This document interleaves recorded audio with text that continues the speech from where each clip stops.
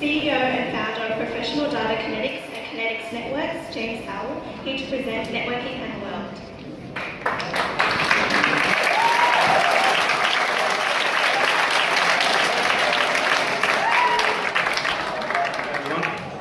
Okay, so I'm just going to cover off a couple of things. I'm just going to go through a bit of a background on myself.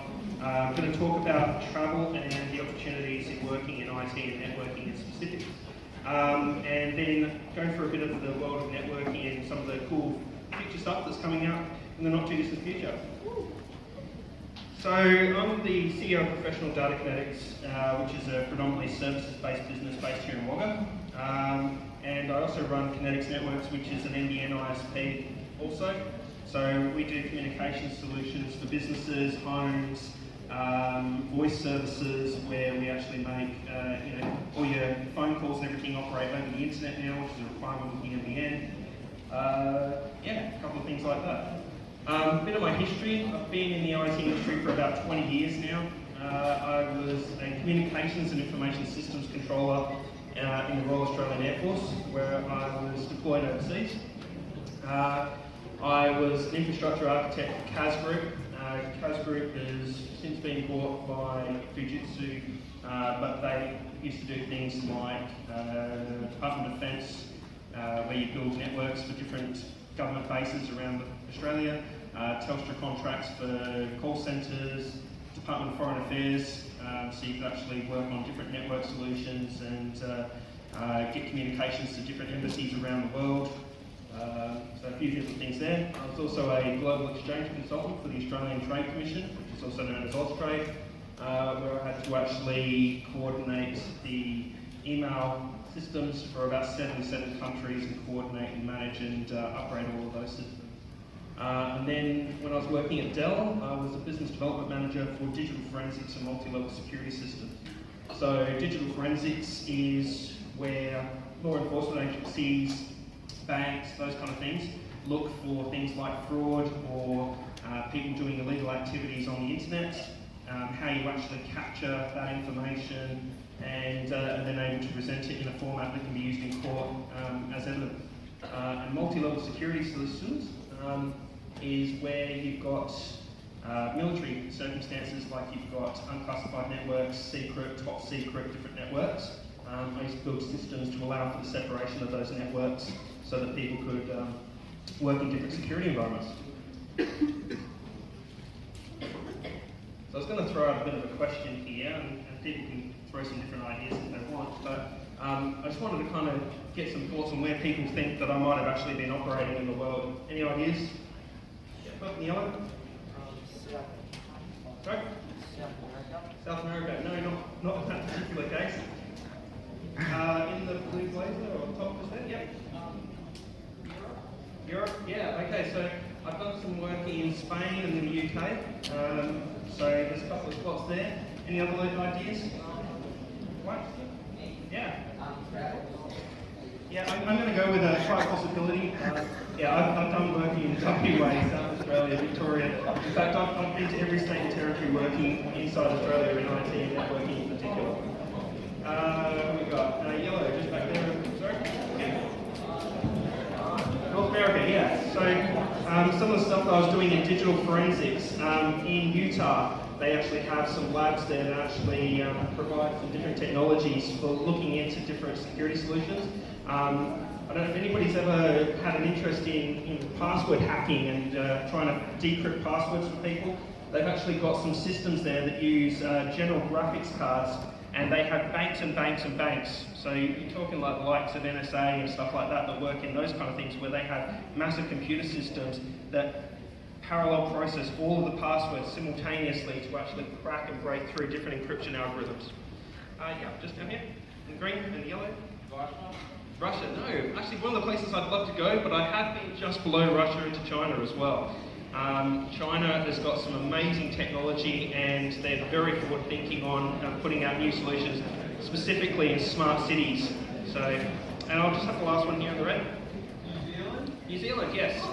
So I've worked in New Zealand when I've been my role as a Dell Business Development Manager, talking to different law enforcement agencies on forensics in particular. So I'll just give you a quick rundown of some of the other countries I've worked at. Qatar, which is based in the Middle East. I was based at Al Udeid Air Base in Qatar, which is a US military Air Force base that has about 10,000 personnel deployed there, and I was part of a contingent of about 500 Australians that were based there at the time. Iraq, so some of the systems, if you didn't know, Australia actually manned the air traffic control tower at Baghdad International Airport, and I was actually flown in specifically to actually fix up air traffic control systems. For the Pacific region, Foreign Fisheries, which is based out of the Solomon Islands, actually manages the Pacific region for tuna fishing, and we had to build networks for communication to different islands like Fiji and everything else through there as well. Some of the other places, Singapore was actually consulting to the Ministry of Defence and a number of other government agencies on cybercrime. China, I do a lot of work with China at the moment where we're actually working in network solutions. I'll be heading back to China next week to look at some new solutions in telephony and voice services. New Zealand, as I mentioned before, US, UK and Spain. Spain was actually last year and getting to look at some of the different things in mobile telecommunications and some advanced services that are coming in that regard. So just a bit of a picture here. This facility here, back in 2003, was the Australian contingent location for where we actually had the Australian communications team based out of. That satellite that's just up there would actually connect back to the Optus Milsat and would provide a 2 megabit connection back to Australia. And over that link, we had to manage all of the aircraft maintenance for the 75 Squadron, which was the Hornets that were based out of there, the C-130s, the Hercs, which had the the aircraft for transport logistics that were based out of there. And we had all the servers and everything in the little shipping containers off to the side, and the guys would work 24/7 in the ops tents. And you can see some of the huge military US Air Force planes just onto the side there. Kind of on returning, you obviously get a few medals and stuff like that, and that's one of the medal ceremonies where I got my AASM, which is Australian Active Service Medal, and I got a couple of classes on that. One was the ICAT, which is the International Coalition Against Terrorism, and the other one was for Iraq service as well. And there's a couple of the guys from the comms team, as we were based over there. So switching pace now, just looking at the world of networking. We'll start off over here. You can see the lamp pole. Obviously it provides lighting, but what are some of the other things that you think that they could actually do with these systems now? Pardon? Yeah, charging electric cars. So there's actually got an electric charge base based into it. So these are some of the future ideas where people are integrating lots of different systems together so that they can do that. Some of the other things you can think of that they could do? Yep. Wi-Fi access point. Wi-Fi access point. Can you see it there? There is actually a Wi-Fi symbol on there as well. And on top of that, 4G communication. Another thing that device could be doing. Just down the road. No, actually, that one will be one of the things it's not currently doing. Another idea? Yeah? You could be using it as a phone. You could be using it as a phone. In some circumstances, yeah, it's actually got CCTV camera capability built into it as well. So with one device, you're able to actually monitor the streets and actually create safe cities and stuff by looking at what's going on in your area. You've got some lighting which you have LED control systems over, so that the amount of power that's being used day or night actually is regulated by the amount of available light that's in the area.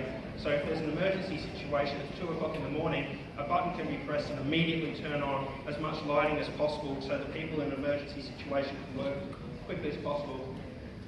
The communications and those kind of things that are going to come along with these systems further enhance how you're actually able to communicate and talk with one another. This picture over here, you've got myself and I'm with one of the R&D engineers in China actually looking at some of the networking equipment. Now on the left-hand side, you can see a whole lot of yellow cords coming down, and they're all fibre optics. And what that is for GPON systems, which the original NBN was actually meant to be based around. The whole idea about it is that people can share single strands of fibre and have massive amounts of bandwidth. Huawei, who I work quite closely with, they've got 100 gigabit per second GPON solutions. In Singapore, they're already rolling out 10 gigabit connections to homes. So, you know, the speeds that you can get and the types of connections for things like, you know, online banking, CCTV, you know, lots of different business forums is just going to be immense going forward.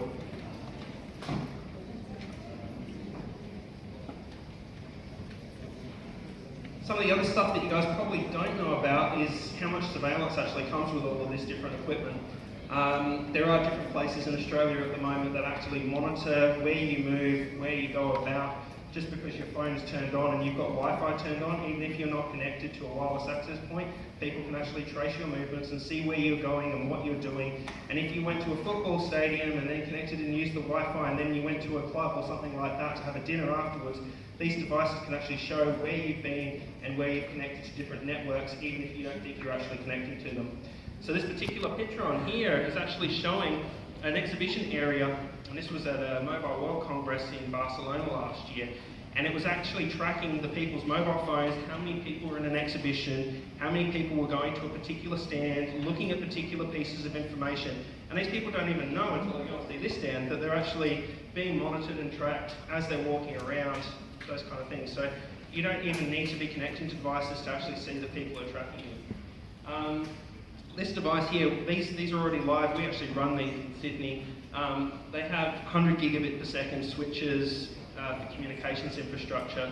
So we've got a number of these. The actual backplane capacity of one of these devices is 6.4 terabits per second. So the speed that you guys are getting now at home, there is a massive road forward for communications. There's so many different solutions that can be done on some really interesting technology.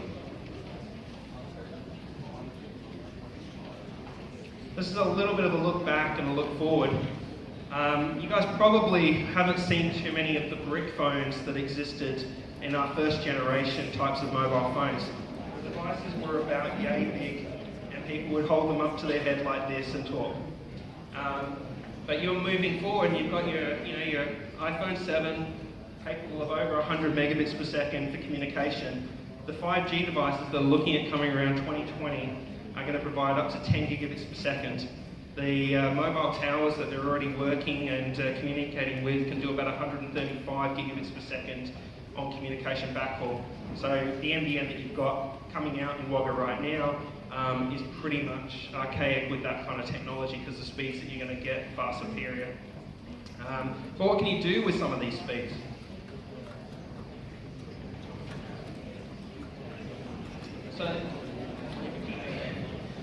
So the first one I'm just going to call out, IPv6. Has anybody done any kind of networking at all? Yeah, okay, so right there in the back, have you got any idea how many IP addresses there would be per square metre of the Earth's surface? IPv6.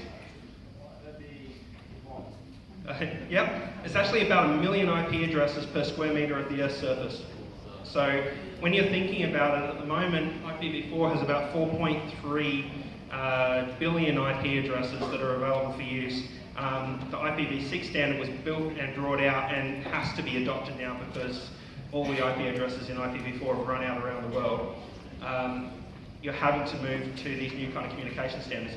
But what kind of things are going to be connected when you're looking at this, and what does IPv6 actually enable? So we're looking at virtual meeting experiences. I don't know if you've actually seen from Microsoft, you can actually check online on YouTube.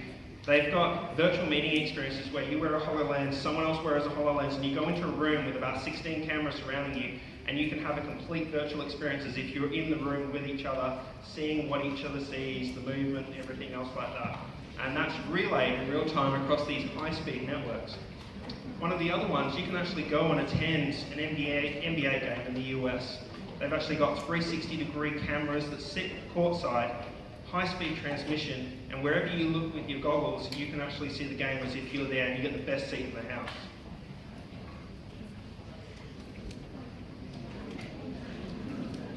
Autonomous vehicles. So these are going to be coming real quick. and moving along with different companies like Uber, where you will just go to an app, call an autonomous vehicle, it will come pick you up and take you to where you need. There's no drive and no requirements around that.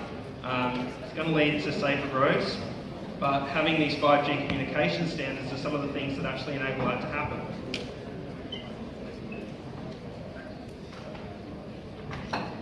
Connected homes. One of the things that people don't realise is that pretty much any device, from your coffee machine to your light globes and everything in the house, can all be controlled by electronic computerised networks now. So you would be able to, with an app, turn off your lights at your home and be on the other side of the globe. You can connect to a CCTV service in all the different rooms in your house and actually watch what's going on, control different devices to do different actions and those kind of things. So this is what's coming, and network engineers are required to make all this stuff happen. Smart cities. Places like Dubai in the Middle East, some cities in China, they're already rapidly going down this path. The idea behind smart cities is that you can take a garbage bin, place it on the street curb, and as soon as you place it on the street curb, it will talk back to a computerised network and tell the garbage man that they need to pick up the bin. So that they can then just start coming out and picking up these devices. Your smart meters, so that they can actually collect all the water readings without having to send someone out and about. Lots of different things in that regard, all regarded as the IoT or the Internet of Things. So these are some of the examples.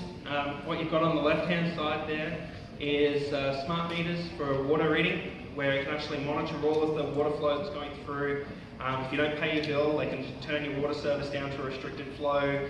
They can see if there's a water leak, so say a tap's been left on over a period of time and the water is consistently leaking at a slow rate, they can then send out an inspection team, all those kind of things. So having all of this stuff connected is going to save water, save power, and make the world a better place. At least a theory of it. Dogs having smart collars so you can track them with your 4G network, so you can, within a couple of meters, identify where your lost dog has gone to. Some of the other stuff that you can look to, drones, high-speed communications, video surveillance over any event, and over to the right-hand side there, looking at data centres where all of this information needs to be transacted through to. And that's pretty much my deck, so I'm just going to open up for some questions, and then I think you guys are coming up to your prize round and stuff like that. So, here we go. Yeah, Daryl, go with you. Just here on the right. Guys, come on. I might have listened if you said before. Why exactly are you tracking random people's phones again? Sorry, I If you said it before, I think I missed it, but why are you tracking random people's phones again? Okay, great. So there's lots of different reasons why you would track people's phones. If you are trying to actually see how many people are moving to a particular area, if you're trying to encourage particular behaviours, you can have apps built. For example, if people are playing games at a pokie machine or something like that, and you want to encourage drink services and stuff like that, you can actually provide, drinks discounts and those kind of things to encourage behaviour.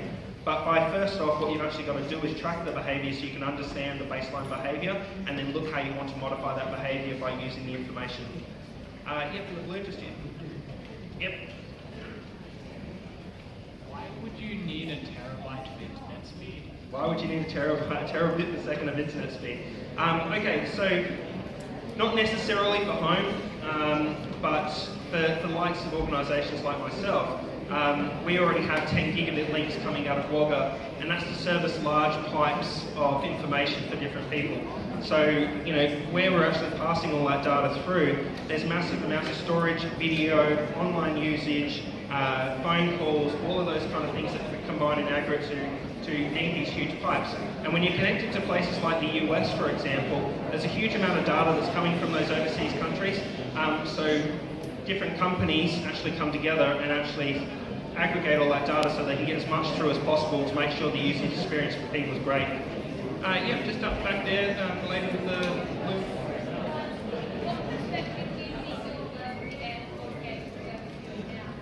Okay, yeah, so the Air Force work that I did gave me a lot of context around security, was probably one of the big pieces. The more you're connecting to people, the more security is really important.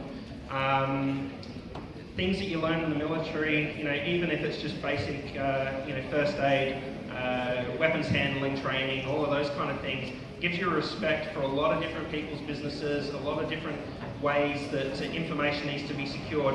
And what you might not understand about someone else's business, you need to actually make sure that it's still kept protected and secure, because someone might be buying a light switch at Bunnings or something like that. But if they've got that data about you, you don't want that going out to any Joe Blow that's going to be able to give that information away. So security is just paramount for those kind of things.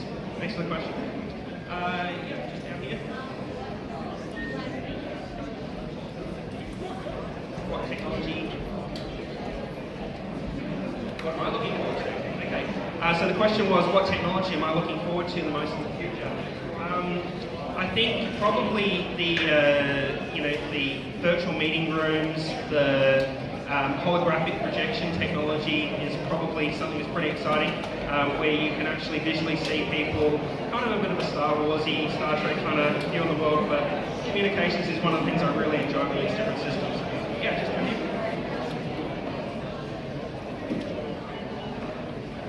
How quickly would some of these technologies come?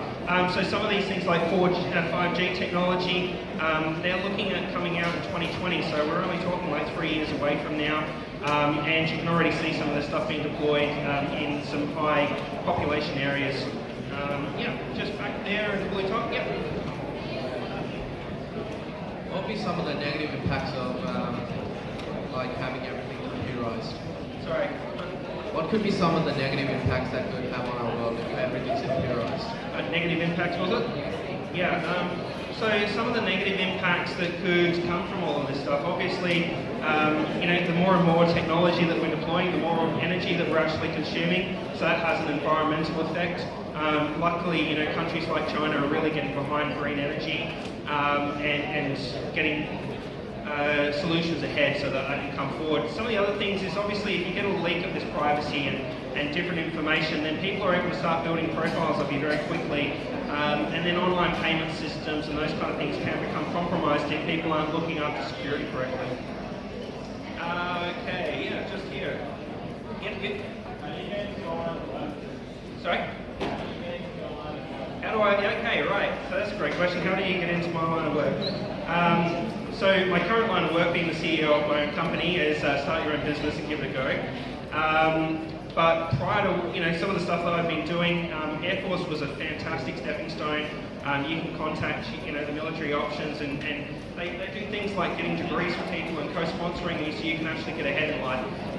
So the military is a really good option, and the Australian military really does look after their personnel. Coming out from the Australian military with a security clearance opens a lot of doors to a lot of government agencies and a lot of consulting firms, because security clearances are well regarded for a lot of money in different aspects of business. Great. And I'll take one more question, and then I just hear you. Okay, I've had security and I'll just wait for the market. Will the security of the internet become better or easier? Will it become more easy to hack or harder to hack? Okay, right. Would my company or would companies in general or the internet? Okay, right. So there's lots of different things that are quite easy to hack.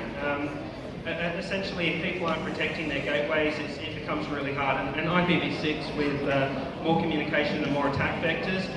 There was actually a recent denial of service attack that happened, and it was caused by CCTV cameras that had been built and deployed, and a number of millions of these had actually been sold in different markets around the world, and they were taken over as part of a bot attack and were then able to bring down one of the major DNS providers in the globe. So yeah, as we get more and more devices, security is more and more paramount, and we keep looking after these things, hence why networking is a huge opportunity. Not only does it allow you to get great travel to different places in the world, but it's always an evolving business that's constantly going to need people to work on it. Great question. Thank you very much, everybody, and